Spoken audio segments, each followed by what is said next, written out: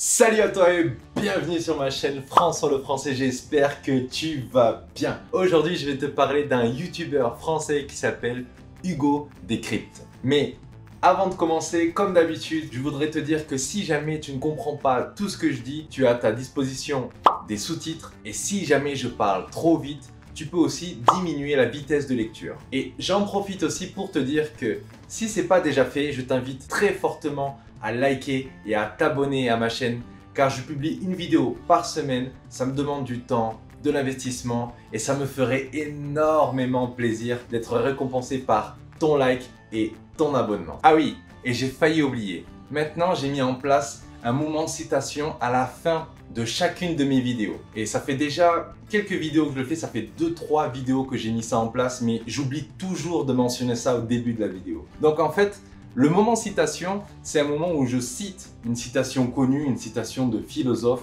ou un proverbe. Par exemple, pour cette vidéo-là, c'est un proverbe qui résume un petit peu ce qui a été dit pendant la vidéo. Mais revenons au sujet d'Hugo Décrypte. Alors, pourquoi Hugo Décrypte? Parce que c'est un youtubeur différent de ce que j'ai pu montrer dans mes vidéos précédentes.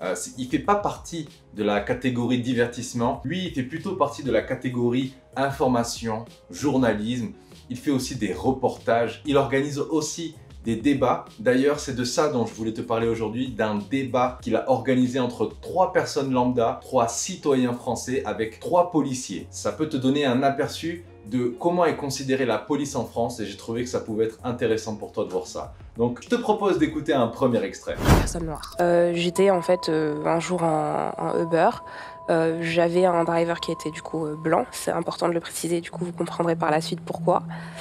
Et en fait sur le chemin on se fait contrôler par la police. C'était pendant le confinement, j'avais une attestation. 3 de ces policiers viennent vers ma fenêtre. Là, je sens qu'on commence à m'intimider, on me demande mes papiers, etc. Donc je les passe. Et puis là, on me demande de sortir de la voiture.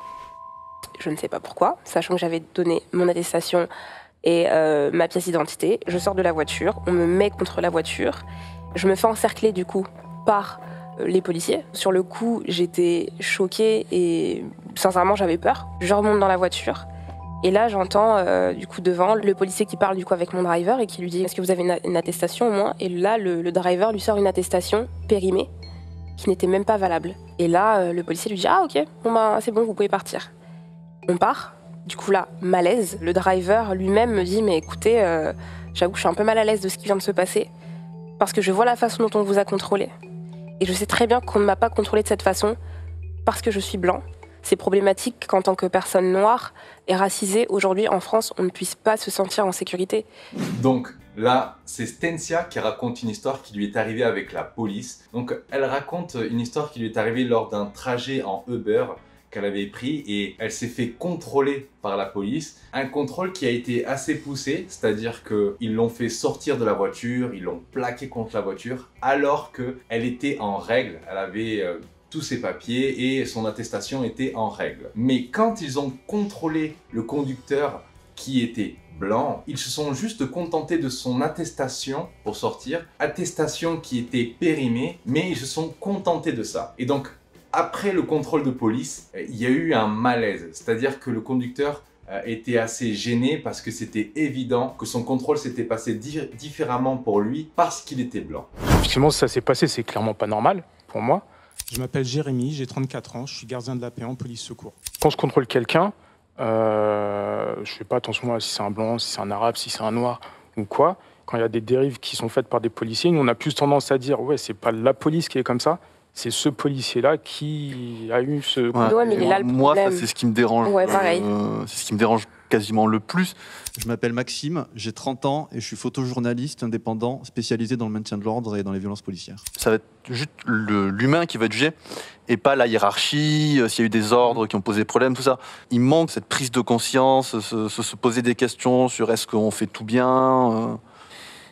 Il manque ça, je trouve. Donc là, c'est le jeune policier qui s'appelle Jérémy qui prend la parole et qui dit que effectivement, si ce que Stensia a raconté est vrai, c'est pas une chose normale ce qui lui est arrivé. Et que lui, lorsqu'il procède à des contrôles, il ne fait absolument pas de différence entre les couleurs de peau ou l'origine des personnes. Et que lorsqu'il y a des abus de ce genre, lorsqu'il y a des dérives de ce genre, il ne faut pas généraliser en disant que c'est la police qui agit comme ça, mais c'est plutôt l'individu en particulier. C'est plutôt ce policier qui agit comme ça. Argument que Stensia et Maxime ne trouvent pas suffisant parce que, au contraire en fait, ils trouvent ça plutôt dérangeant parce que c'est trop facile à leur goût de dire que c'est l'individu en particulier et pas la police en général. Ils se dédouanent trop facilement des problèmes de ce genre et ils ne remettent jamais en question le fonctionnement de la police.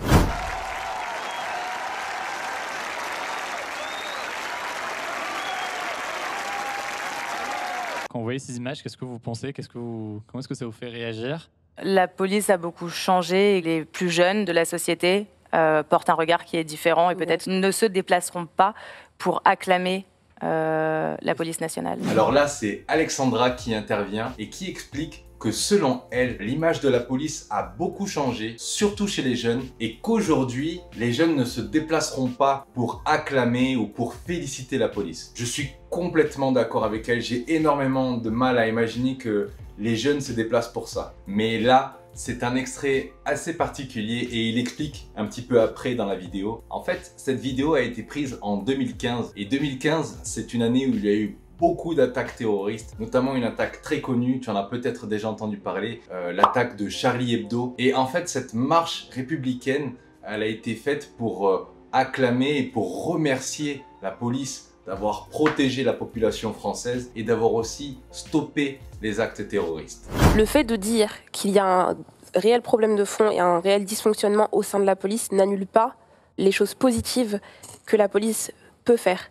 Et ça, le souligner du coup le côté négatif n'enlève en rien ce que vous faites de positif. Donc là, c'est Stensia qui reprend à nouveau la parole pour dire que c'est pas parce qu'elle parle des mauvais côtés de la police, qu'elle dénonce les problèmes qu'on peut rencontrer avec la police, que forcément la police est une mauvaise chose ou que la police ne sert à rien. Elle reconnaît les points positifs que peut avoir la police.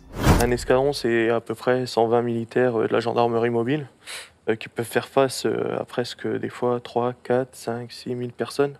Oui, avec quand même la cargaison LCTEX derrière. Oui, on n'a pas le même, les mêmes... Non mais parce que voilà, les mêmes armes. Non, pas pour ça. Mais tout bête, moi juste avec mon uniforme, on se fait rafaler à coups de pavé parce qu'on n'est que 100 personnes. Une fois que les sons sont couchés, qu'est-ce qu'on fait? Mais vous auriez pas les armures, vous prendrez pas de pavé. Mais exactement. Du moins, beaucoup moins. Je suis pas sûr. En fait, il faut savoir que l'action de la police va se mettre par rapport à le comportement de la foule.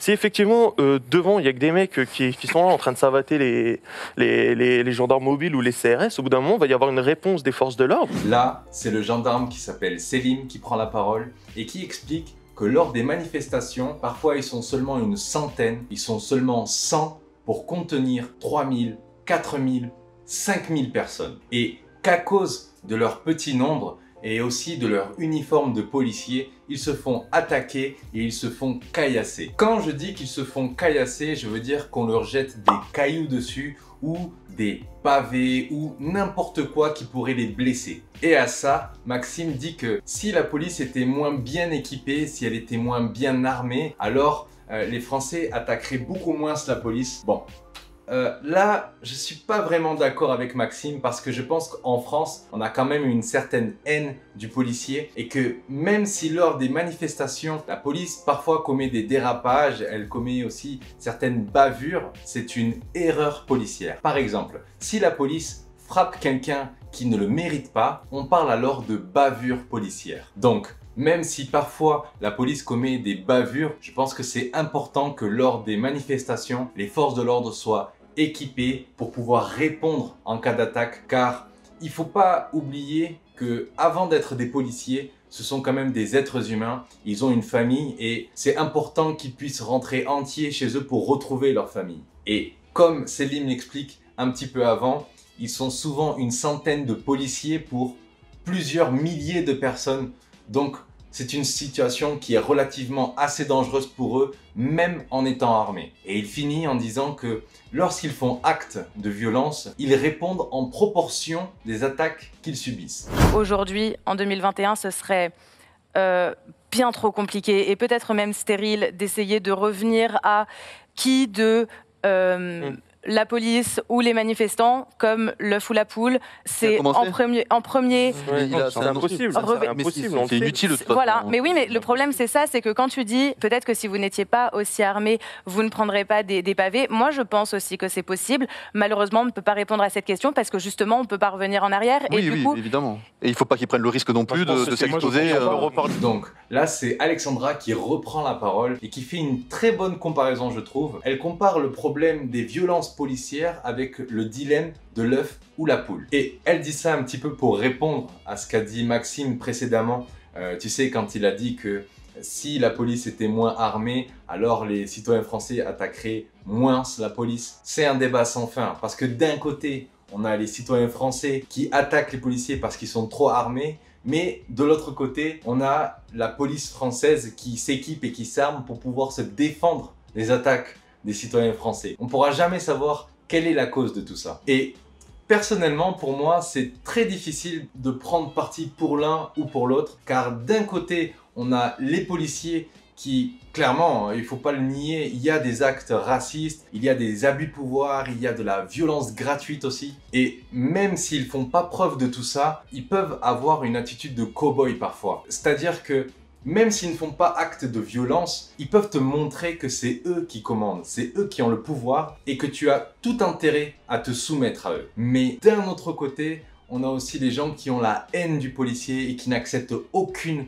forme d'intervention policière. Et il y a aussi ce qu'on appelle des casseurs, qui sont des personnes qui vont dans les manifestations dans l'unique but de casser ou de voler. Peu importe la raison de la manifestation, eux ils y vont juste pour ça, pour casser, voler ou pour se défouler contre les policiers. Donc ouais, pour moi c'est trop facile d'avoir un avis tranché en disant que c'est de la faute de l'un ou que c'est de la faute de l'autre. Pour moi c'est un problème bien trop complexe pour que la réponse soit aussi simple. Et je pense aussi que les mauvaises personnes des deux côtés sont une minorité, mais malheureusement, c'est de ces personnes-là dont on va entendre le plus parler. Et toi, qu'est-ce que tu penses de la police de ton pays? Mets-moi ça en commentaire. Et si la vidéo t'a plu, tu sais ce qu'il te reste à faire. Un like, un abonnement, ça fait toujours plaisir et ça aide au référencement. Et maintenant, c'est le moment tant attendu dont je t'ai parlé au début de la vidéo, c'est le moment citation.